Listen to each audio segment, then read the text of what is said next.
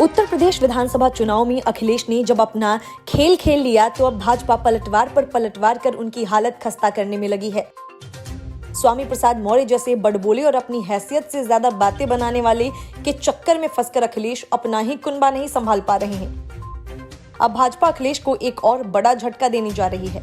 मुलायम सिंह की छोटी बहू अपर्णा यादव बीजेपी में शामिल होने जा रही हैं।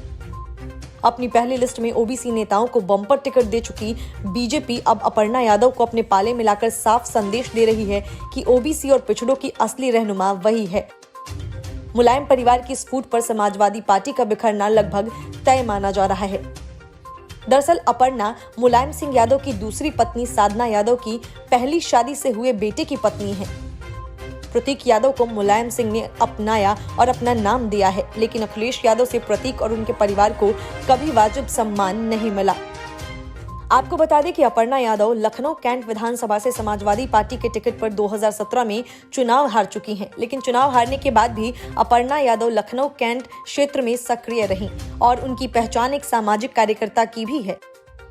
लेकिन अब सूरत हाल ये है कि लखनऊ कैंट क्षेत्र से सपा की ही एक युवा नेता सौम्या भट्ट चुनाव लड़ने की तैयारी कर रही हैं। सौम्या लखनऊ में एक शिक्षण संस्थान चलाती हैं और उनकी पहचान भी एक सामाजिक कार्यकर्ता की है। सौम्या ने हाल ही में कहा था कि वो लखनऊ कैंट से चुनाव लड़ने के लिए पूरी तरह तैयार हैं और बीते 8 महीनों से यहां से चुनाव लड़ने की तैयारी कर रही हैं। इतना ही नहीं, सौम्या को डिंपल यादव और अखिलेश यादव का बेहद करीबी भी माना जाता है। वो खुद कहती हैं कि वो अपने काम के जरिए डिंपल जी के बहुत करीब हैं। इसीलिए अखिलेश सौम्या का टिकट काटकर अपर्णा को टिकट दे, इसकी संभावना लगभग नगण्य है।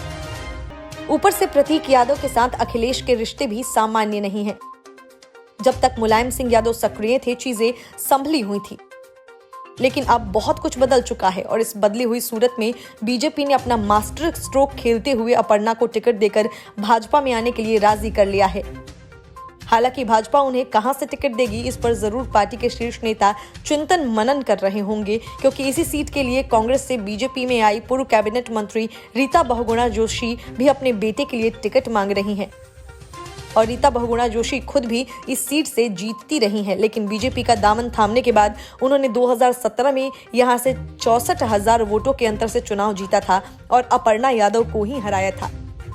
लेकिन 2019 में लोकसभा चुनाव लड़ने के लिए उन्होंने विधानसभा सीट छोड़ दी और फिर उपचुनाव हुए।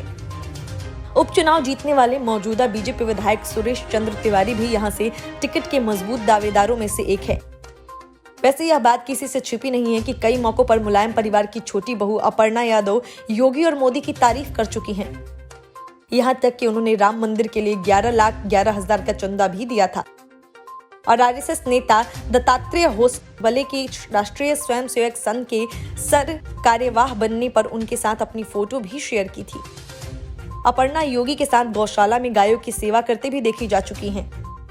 हाल ही में अपर्णा ने योगी को संत महात्मा बताते हुए उनका सम्मान करने की बात कही थी। बहरहाल यूपी में भले ही कड़ाके की ठंड पड़ रही हो, लेकिन सियासी पारा लगातार चढ़ता जा रहा है और चुनावी जंग को रोचक बना रहा है। Bureau report, news of India.